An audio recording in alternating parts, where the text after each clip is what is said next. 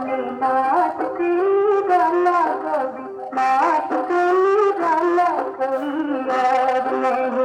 ओ भोलेनाथ की गाना कभी नाथ की गाना कोई याद नहीं।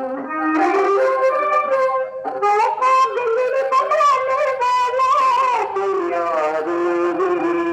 भोलेनाथ की गाना कभी नाथ की गाना कोई याद नहीं। ओ भोलेनाथ की गाना कभी नाथ की गाना कोई याद नहीं।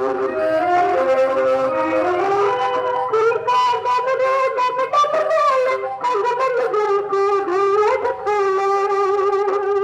उनका डबरू डब डब बोले अंग बंद गुरु को भेद खोले। ऐसा बच्चा को रखवाला कोई याद नहीं। भोलेनाथ कोई गाना भोलेनाथ कोई गाना कोई याद नहीं।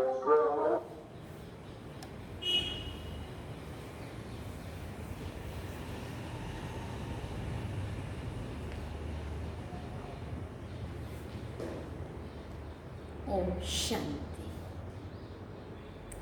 बाबा गुड मॉर्निंग। आज बाबा के 10 जून 2021 के महावाक्य हैं। बाबा ने सार में कहा, मीठे बच्चे, अमर बाबा आया है तुम्हें ज्ञान का तीसरा नेत्र देने। अभी तुम तीनों कालों और तीनों लोगों को जानते हो। बाबा ने प्रश्न पूछा, रूहानी बाप रूहों को वर्षा किस आधार पर देते हैं? तो बाबा ने उत्तर में कहा, पढ़ाई के आधार पर। रूहानी बाप रूहों को वर्षा किस आधार पर देते हैं? तो बाबा ने उत्तर में कहा, पढ़ाई के आधार पर। जो जितना पढ़ाई करेगा उस अनुसार वर्षा मिलेगा। जो बच्चे अच्छी रीति पढ़ते हैं, देह अभिमान को छोड़ते ही अभिमानी रहने का पुरुषार्थ करते हैं, उन्हें ही बाप का वर्षा मिलता है। लौकिक बाप सिर्फ बच्चों को वर्षा देते, लेकिन पारलौकिक बाप का संबंध रूहों से है, आत्माओं से है, इसलिए रूहों को वर्षा देते हैं। वहाँ मेल फीमेल की बात नहीं। और गीत हम सबने सुना, भोलेनाथ से निराला कोई और नहीं है। ओम शांति।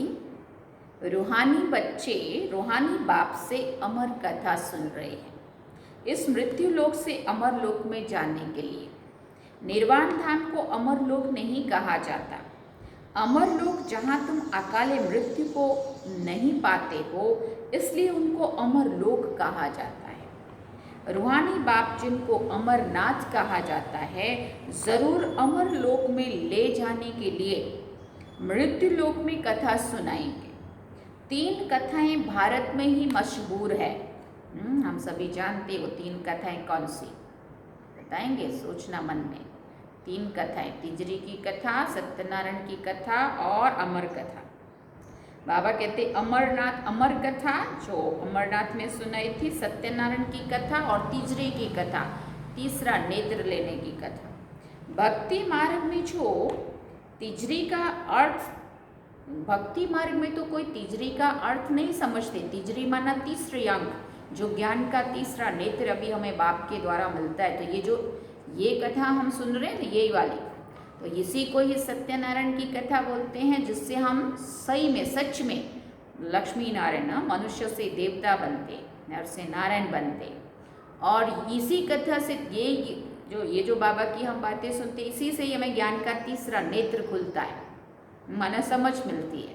उसको तिजरी की कथा भी कहा, और अमर कथा भी, जिससे हम अमर लोक में, माना जहाँ अकाले मृत्यु नहीं होती है, ऐसे जाते थे। इसको अमरनाथ की कथा, अमर कथा भी कहेंगे, तिजरी की कथा भी, और सत्यनारायण की।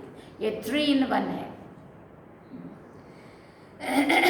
तो बाबा कहते भक्ति मार्ग में तो तिजरी का अर्थ भी कोई समझते नहीं है। ज्ञान का तीसरा नेत्र सिवाय ज्ञान सागर अमर बाबा के और कोई दे नहीं सकता है। ये झूठी कथाएं सुनाते हैं। मीठे मीठे रूहानी बच्चे अब जान गए हैं कि हमको अब ज्ञान का तीसरा नेत्र मिल रहा है। जिससे तीसरे नेत्र से तीनों कालों तीनों लोकों को तुम जान चुके हो। मूल वतन, सूक्ष्म वतन, स्थूल वतन के आदि मध्य अंत को भी जान चुके हो। इसलिए बच्चे अपने को त्रिकालदर्शी भी समझते हैं। तुम मीठे मीठे बच्चों बिगर सृष्टि में कोई भी त्रिकालदर्शी नहीं होता है। तीनों कालों का ज्ञान और किसी के पास भी नहीं होता। तीनों कालों अर्थात सृष्टि के आदि मध्य अंत को कोई नहीं जानते। मूल वतन, सूक्ष्म वतन, स्थूल वतन को बहुत जानते हैं, परंतु तीनों कालों को, सृष्टि के आदि मध्य अंत को कोई नहीं जानता। अब मीठे मीठे रूहानी बच्चे रूहानी बाप से सुन रहे हैं। हम उनके बच्चे बने हैं। एक ही बार तुम रूहानी बच्चों को रूहानी बाप मिला है। रूहों को पढ़ाते हैं और सब देह अभिमानी होने के कारण कहते हैं मैं ये पढ़ता हूँ, मैं ये करता हूँ। हाँ, जो भी पोजीशन, पद या डिग्री जो भी कुछ लेते होंगे, है ना। तो बाबा कहते देह अभिमान में आकर कहते मैंने ये डिग्री ली है, मैंने ये पढ़ाई की है, मैं ये करता हूँ। देह अभिमान आ जाता है। अभी इस संगम पर रूहानी बाप आकर रूहानी बच्चों को कहते हैं कि तुम अच्छी रीति पढ़ो। बाप से हर एक बच्चा वर्षा लेने का हकदार है, क्योंकि वो सब रूहानी बच्चे हैं ना, क्योंकि सब रूहानी बच्चे हैं ना। लौकिक संबंध में सिर्फ बच्चा वर्षे का हकदार होता है, सिर्फ बेटे को ही प्रॉपर्टी मिलती है माँ बाप की। इस पारलौकिक संबंध में सभी बच्चों को, सभी रूहों को वर्षा मिलता है, और वो भी बराबर का नहीं मिलता है। बाबा को नहीं बांटना पड़ता। हाँ, बाबा तो एक जैसा बांट देता है सबको, ले लो जिसको जितना चाहिए उतना। लेकिन हम हमारे पुरुषार्थ के आधार पे ही कम ज़्यादा ले लेते हैं। बाबा की तरफ से कोई अन्याय नहीं। बाबा कहते हैं रूहों को वर्षा मिलता है। अमरनाथ की कथा भी सुनाते हैं। कहते हैं पार्वती को पहाड़ी पर कंदराओं में जाकर कथा सुनाई। बाबा कहते ये तो रॉन्ग है ना। अब तुम बच्चे जानते हो झूठ क्या है, सच क्या है। अब जब तक ये सच पता नहीं चला था और तब तक सुनते थे तो सत्यवचन महाराज कहते थे, सच मान लेते थे जैसा सुनाया। लेकिन जब शिव बाबा ने ये बात सब कुछ इसका राज अर्थ समझा दिया, तो अब पता चलता है कि वो सब क्या था जो सुनते थे। हाँ, एक मनुष्य द्वारा बनाई हुई मनगढ़ंत कहानी है ना। बाबा कहते सच तो जरूर सत्य बाप ही सुनाएंगे ना, इसीलिए तो उनको पुकार। अगर दुनिया के मनुष्य ही सच सुना देते तो उसको आना नहीं पड़ता, परंतु जो सत्य बाप है वही सच बताता है। जो जन्म मरण से रहित है वही सत्य बताता है। हम तो झूठी माया, झूठी काया, झूठा संसार में आकर के जन्म मरण के चक्कर में आके सब कुछ भूल गए हैं, इसलिए सच पता ही नहीं रह गया है, तो क्या बताएं सच। इसलिए कोई भी मनुष्य देहधारी सत्य बता नहीं सकता, सत्य बाप को ही आकर के सत्य बताना होता है। बाप एक ही बार आकर सच सुनाए, सचखंड का मालिक बनाते हैं। तुम जानते हो इस झूठखंड को अब आग लगनी है।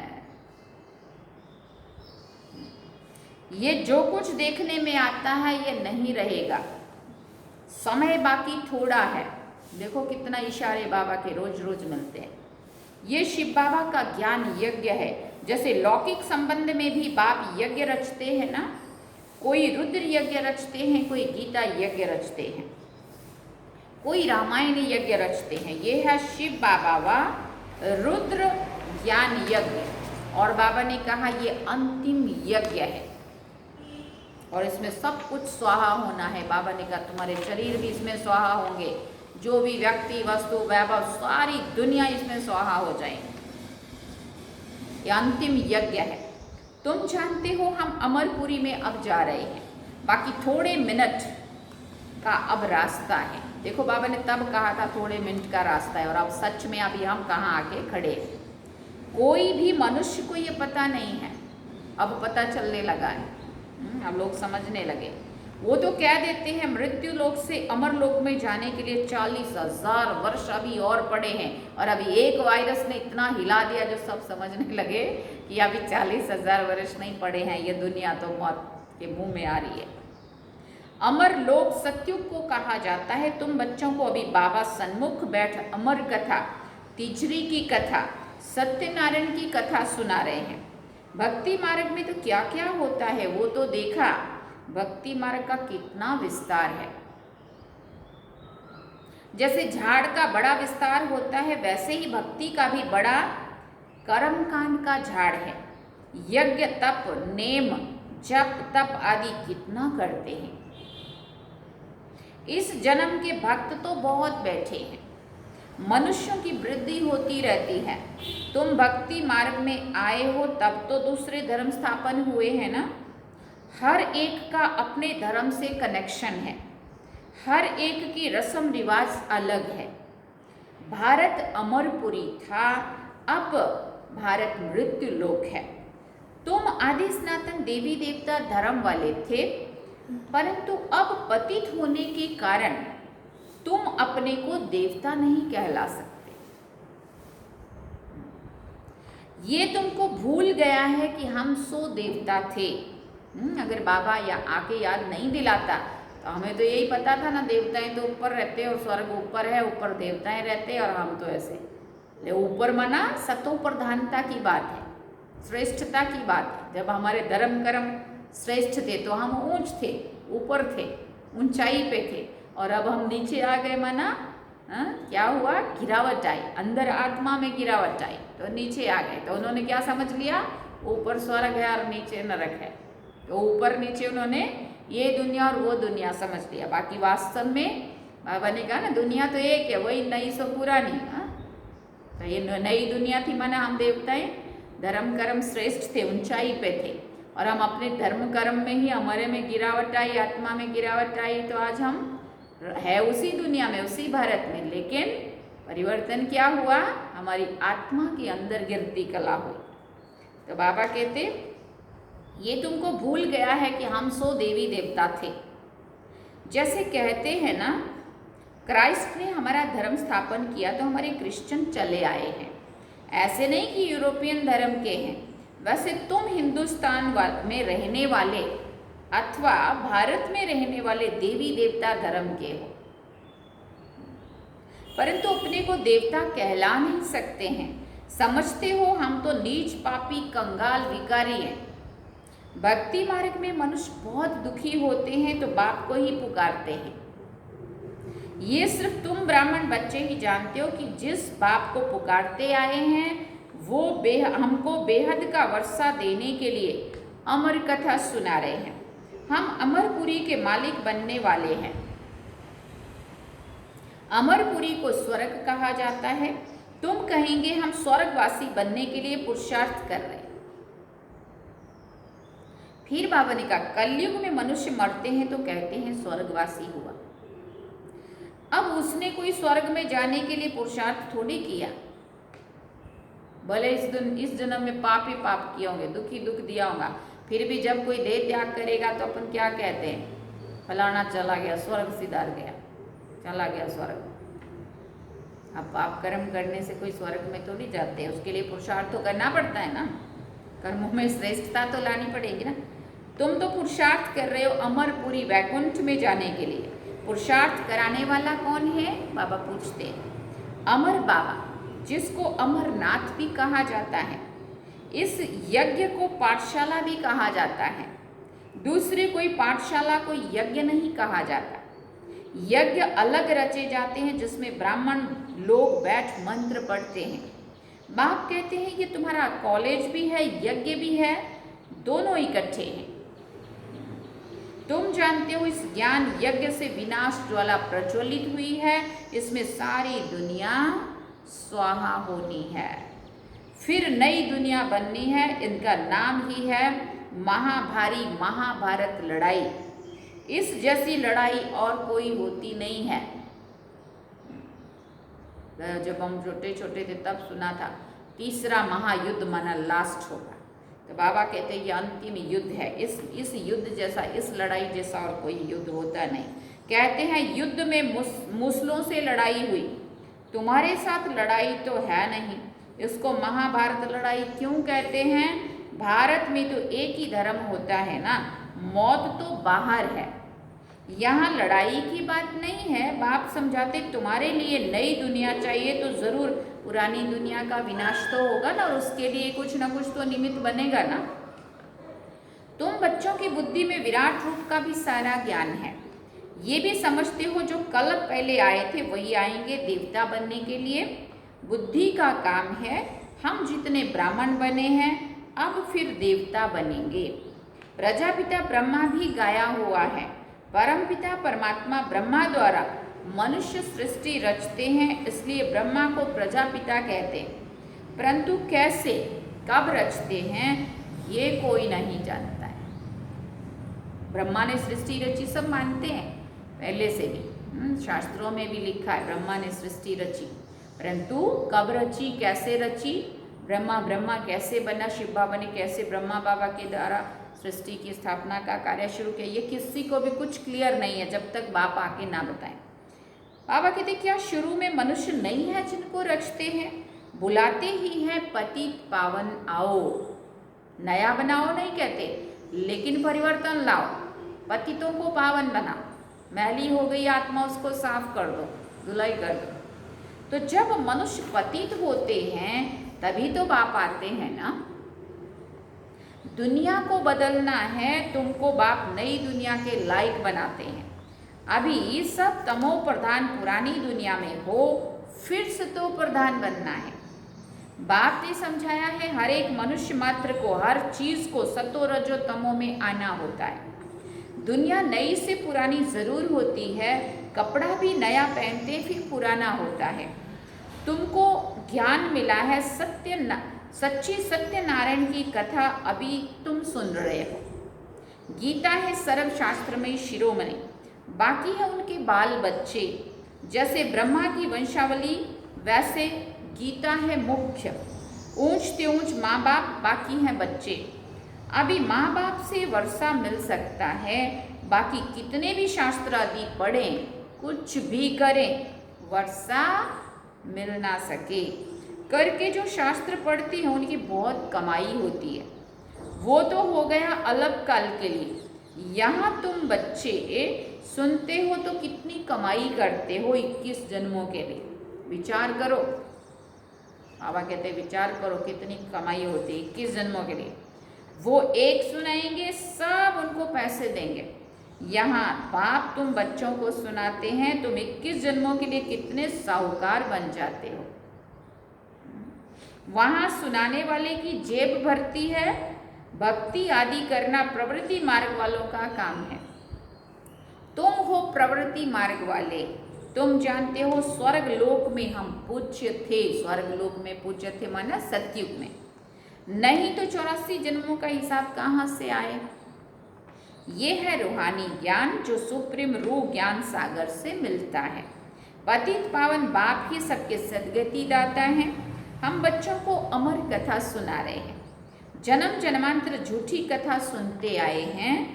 अब सच्ची कथा सुनकर तुम 16 कला संपूर्ण बनते हो। जितनी जितनी वो मनुष्यों द्वारा बनाई गई कथाएं कहानियां सुनी, उससे क्या हुआ, द्वापर से कलयुग की तरफ नीचे ही आए।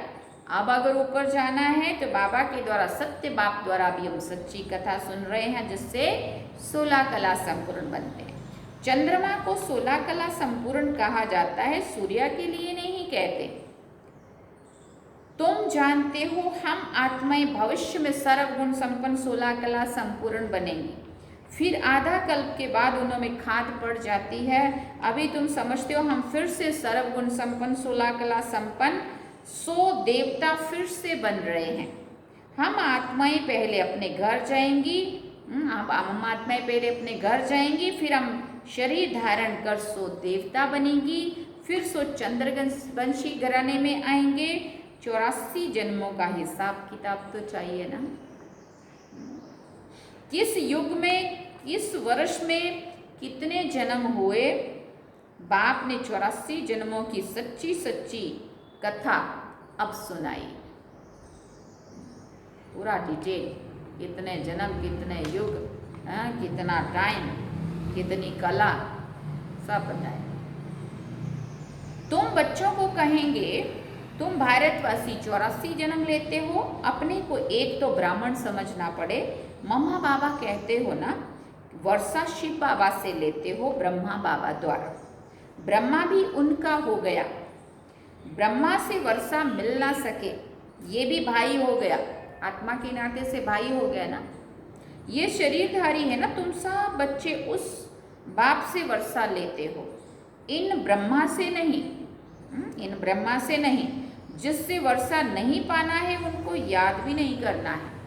अब जब वर्षा ही शिव बाबा से मिलेगा तो बाबा कहते याद भी उनको ही करना है, इनको नहीं करना है। एक शिव बाबा को ही याद करना है, उनको ही कहते हैं तुम माता पिता हम बालक तेरे। तुम इनके पास आते हो तो बुद्धि में रहता है हम शिव बाबा के पास जाते हैं, भले इनके पास साकार में इनके पास जाते हैं, लेकिन इनके भी अंदर कौन बैठा है, कौन इनके मुख से बात करता है हमारे से, कौन इनकी आंखों से देखता दृष्टि देता है हमें, है ना, कौन हमारी पालना संभालना इनके तन में आके करता है। बाबा कहते हम शिव बाबा के पास जाते हैं, जब कहते हैं ना तो बुद्धि में रहता है इनके पास आके भी उनकी याद शिव बाबा को ही करना है। आत्मा बिंदी है, उनमें 84 जन्मों का पार्ट नुदा हुआ है। आत्मा भ्रिकुटी के बीच में रहती है, उड़ती भी सेकंड में है। मैं आत्मा एक शरीर छोड़ दूसरा लेता हूँ, भ्रिकुटी के बीच जाए विराजमान होता हूँ। बुद्धि में समझ है हमारी आत्मा ऐसी है। सतयुग में तो कोई ऐसी चीज देखने की आशा नहीं रहती है। आत्मा को देख सकते हैं दिव्य दृष्टि से, कोई इन आंखों से देखने की बात नहीं है ना। आत्मा को इन आंखों से तो नहीं देख सकते ना। बाबा कहते भक्ति मार्ग में ही साक्षात्कार करते हैं। जैसे रामकृष्ण का शिष्य विवेकानंद था, उसने बताया कि मैं सामने बैठा था तो उनकी आत्मा निकलकर मेरे में प्रवेश हो गई। ऐसा कोई होता नहीं है, उनकी आत्मा हमारे में थोड़ी आ जाएगी ऐसे। आत्मा कैसे एक शरीर छोड़ दूसरे में प्रवेश करती है, यह सब बातें तुम बच्चों को समझाई जाती हैं। अभी तुम समझते हो हम अमर लोक में जाने के लिए पुरुषार्थ कर रहे हैं। अमर लोक में हम जन्म लेंगे, वहाँ हम गर्भ महल में होंगे। यहाँ तो गर्भ जेल में बहुत त्राही त्राही करते हैं, कितना कष्ट बच्चे को ही अंदर से बाहर आने में और अंदर रहने में, और कितना ही कष्ट जन्म देने वाली माँ को भी, दोनों ही दुखी, क्योंकि है तो हिसाब किताब ही है ना कर्मों का। इसलिए बाबा कहते हैं यहाँ गर्भ जेल में तो बहुत त्राही त्राही करते हैं।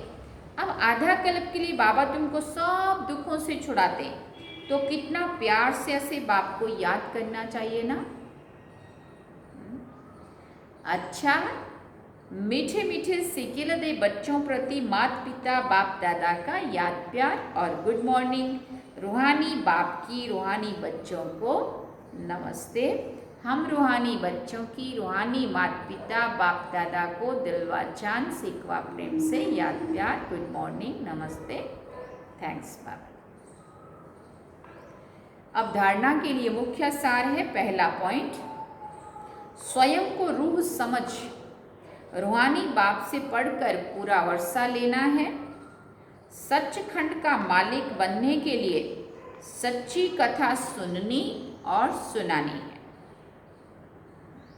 दूसरा पॉइंट, जिस बाप से बेहद का वर्षा मिलता है उसे ही याद करना है, किसी भी देहधारी को नहीं।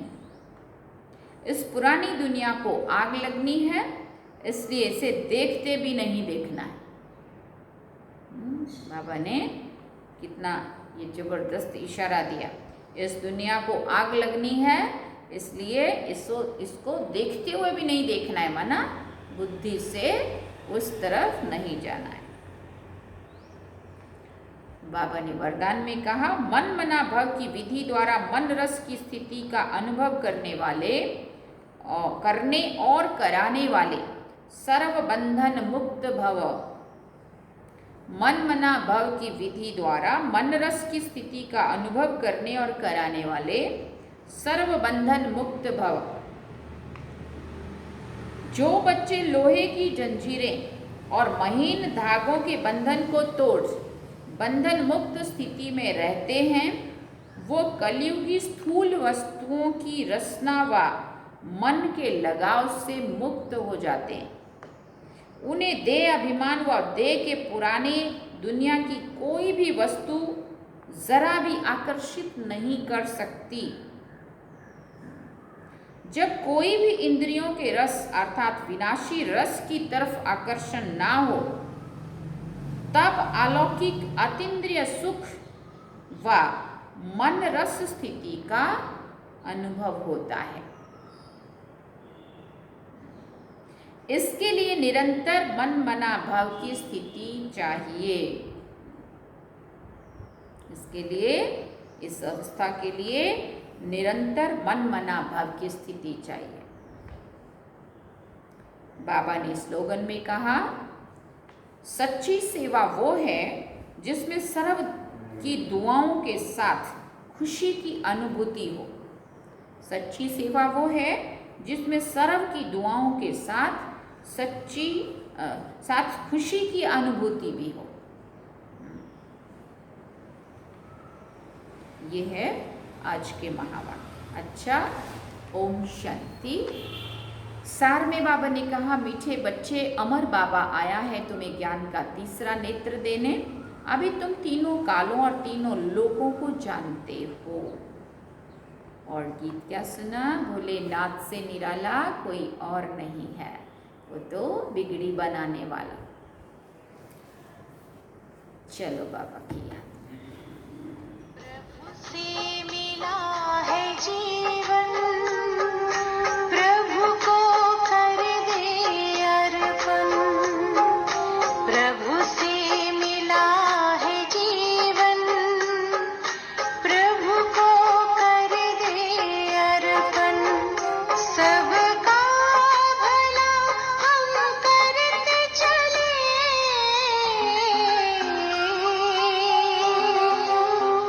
सबका भला हम करते चले। हर्षित हो धरा गगन, बस उसका कहना माने। फिर सब कुछ वो ही जाने, बस उसका कहना माने। फिर सब कुछ वो